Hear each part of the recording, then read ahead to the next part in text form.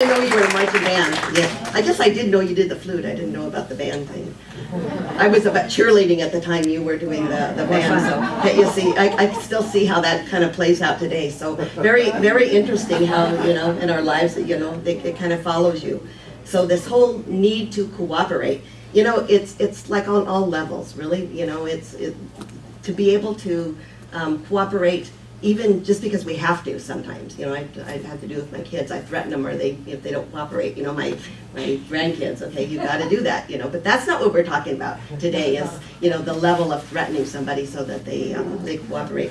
We're talking about what Judy said about being able to express who you are and bring that to the experience, so that the two of us, or the three of us, or the four of us, or we all get along. You know, can't we all just get along? So I like, there's a quote that John Wooden, you know him, the coach, UCLA coach, awesome man. He's got some beautiful quotes out there, and he says that you can't live a perfect day without doing something for someone who's never going to be able to repay you. Isn't that beautiful? You know, and that's to me the highest form of cooperation.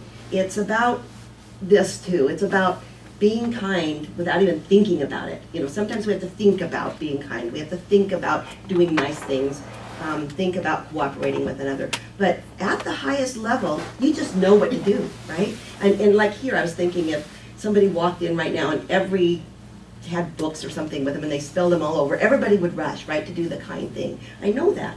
I know they would. They wouldn't have to think about it.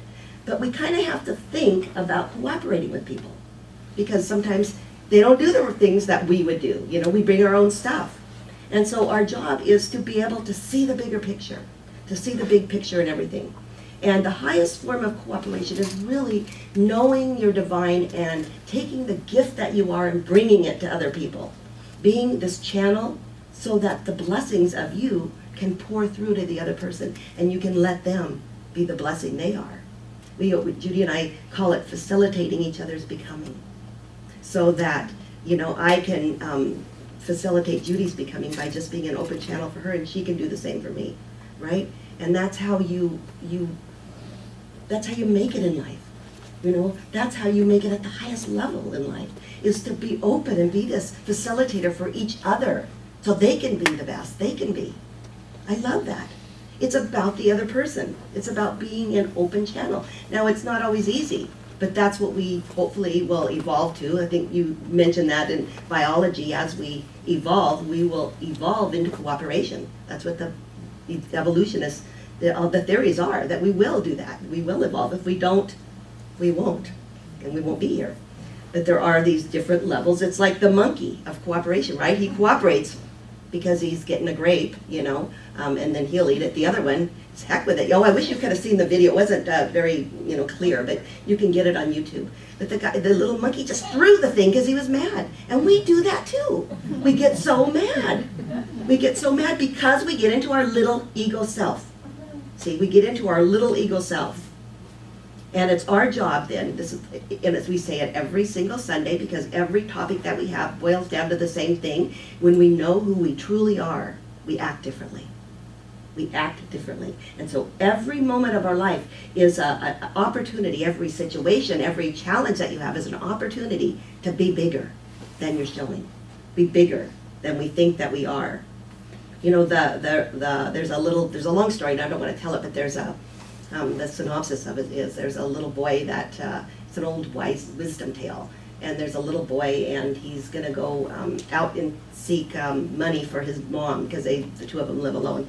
And along the way, he meets this wise woman who says, you know, there's going to be people that will, you know, really mess you up, and then there's people that are going to support you. So here's how you're going to tell the difference.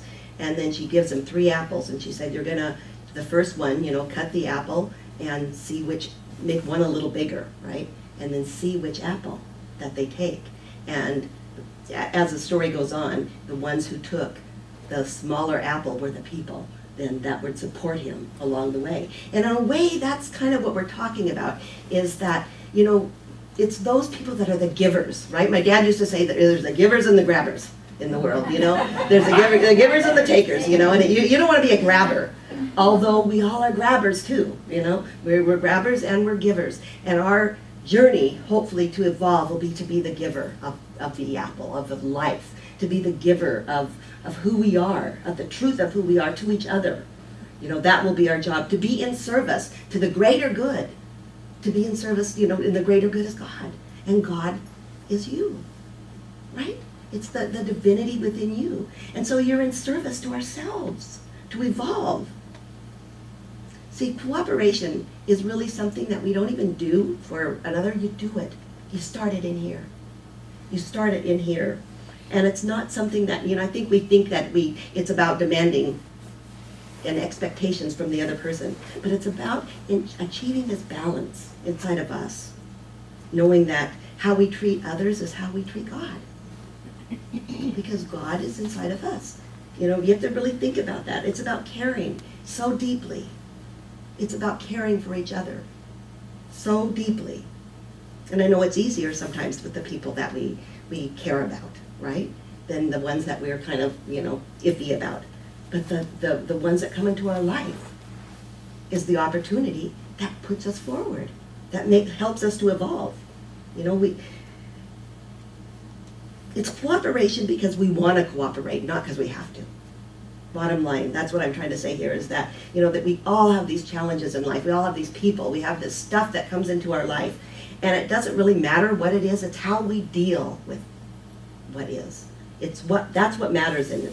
It's changing how we look at things. How we look at things. Each of us has such unique, you mentioned it, gifts, unique challenges. But what's important is our worldview. How do we see the world? Because that's what you bring to each encounter that you have. How do you see the world? Is it random? You know, I'm a victim, anything can happen anytime and I don't know what I'm going to do.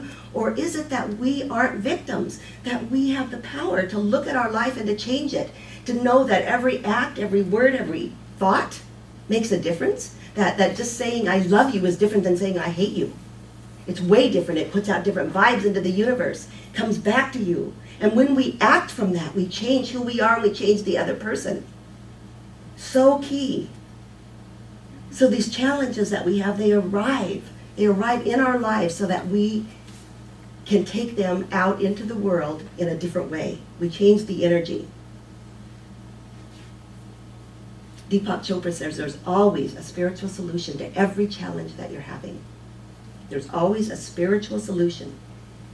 So what's your challenge? I'm asking you to kind of think about challenges in your life that's going on. Sometimes they can be big ones. You can take a little challenge that's going on.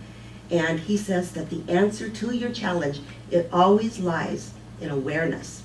I love that word. I've been working with awareness for a long time.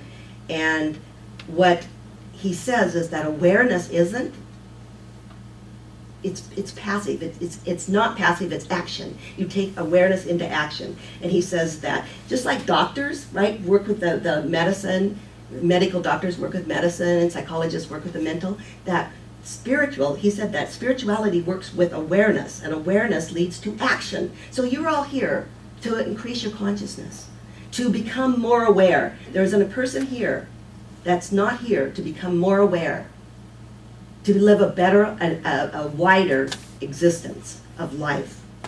So he says there's 3 levels of awareness. There's contracted awareness. That's when you're in the issue, when you're in the problem, right? You're in the problem right now and you can't even step out of it because you can't even see beyond it. That's contracted awareness. And there's a lot of fear going on. You know, we've all been there, and you become in and out of it. And then we step back and we have an expanded awareness. So that's the second one, it's expanded awareness. And that's when we get a little bit more clarity about what's going on with our problem. And we move beyond the struggle in our life. And we can meet our challenges. And then he says there's just pure awareness. That's God. That's the awareness, the bigness in us. And that's in every single one of us. And that is when our challenges come to us, and we look at them as opportunities, and we say, bring it on.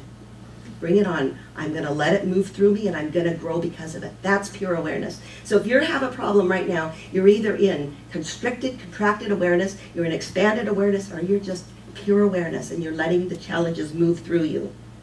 You have to see. That's the first thing you have to ask yourself when you're having a challenge. When you're having a challenge, what is it? What awareness am I in? And he says we just make ourselves bigger. We make ourselves bigger by looking at what we are bringing to the situation. And I love this because it gives us tools to look at what's going on in our life. And he says we respond to the situation with these aspects of our awareness. And these aspects are your perceptions, your beliefs, your assumptions, your feelings. They all are part of your awareness. But when they're constricted, you know, they mess you up. But when they are open, you move through life easier. And once we can change some of those aspects, our feelings, our beliefs, we can change these aspects, we start to shift our consciousness. And we can bring that out into the world in a whole different way. We break down the problem to see what aspect is feeding the problem. So every day we have stuff that robs us of our peace. You know, and I was thinking about just little things, you know, I mean, I'm not talking about the big things you go through in life, but it's the little things that rob us of our daily peace. And I was thinking I was out at Yorba Linda with my daughter, and it was a really hot day. I don't know what day last week, it was really hot. And I was with her baby, and 2 years old, and we were having lunch. We came back to the parking lot, and this guy was parked in this big old monster truck. You ever seen those wheels that, like, they were as tall as me, the wheels? And they were parked like right next to the door where we couldn't get the baby in, you know. It was really this weird parking job that he did. And, you know, I have to say, you know, it's like, okay, just breathe. But I could feel kind of the anger, and I could tell Alex was just, you know, upset. She's going, my God, why would the guy park here? People would walk by, you know, and say, wow, because he was like sideways almost next to our thing. And his truck, oh God, I wrote it down. He had something on his truck like, don't F with me or something like that, you know. I don't know. It was something that was, you know, outlaw, something outlaw, off-road outlaw. And then he had that, you know, so she goes, well, let's just stay here and tell him. I go, I don't think so. I don't think we're going to stay here, you know. But after I read that, you know. So, but we, after having this nice time, I'm trying to get to the point of why I'm telling you this. After having this peaceful, right time, we had this great time with baby, and we were, you know, and then we get there, and all of a sudden we see this, and all of a sudden go into contracted awareness, right? Our awareness goes, oh, wow, how could we do this? So, so here's what I'm trying to tell you that Deepak Chopra says is that if we look at our awareness and then we look at our beliefs and our expectations and our feelings and our assumptions about it, because we had all ideas, you know, okay, this guy, okay, oh, he's probably a, you know, creepo, you know, all these things, you know, all of these beliefs we've ever had about anything, all of these feelings about the people who ride those big trucks and stuff came. So what I'm telling you is that we bring our baggage, right? All the baggage we have to every situation of our life. So if you have a problem with somebody else, you know, you're bringing your stuff to that problem, and they're bringing their stuff to that problem. You know, all of the beliefs you've ever had, you know, come to that one situation. So the call here is to step back, you know, just step back for a minute.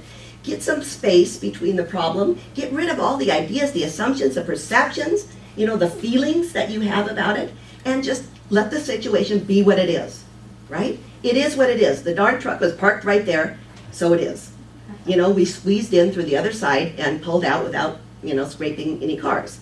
You know, it was fine. But we didn't have to make a big deal about it. So what in your life, you know, do we do that with? What in your life do you make a big deal, bring all of your stuff to it, your baggage to your marriages, right? You bring your stuff to your marriages, he brings his stuff to the marriage, and then, you know, there's the marriage. I'm talking from experience here, okay? And I know that. So it's ours to, so this whole idea of cooperation is to look at our stuff, you know, be able to, you know, look at yourself instead of thinking it's the other person, to give the space. And then we're able to hopefully get a little bit more space between the problem and be able to see things a little bit differently, you know. We have to realize, what's your worldview? You know, what is your worldview? Because that's important. How do you see life? You know, like I said, is it just random? You know, are you just a victim? Because if you really get it, that you're not, that you have the power to be able to be in harmony and put that out to the universe and let it come back to you, it can change your life. It changes everything. And so that's the call, is to know that you have that power. It's the call that we say every week, is that my prayer for you is that you know so deeply the truth of who you are.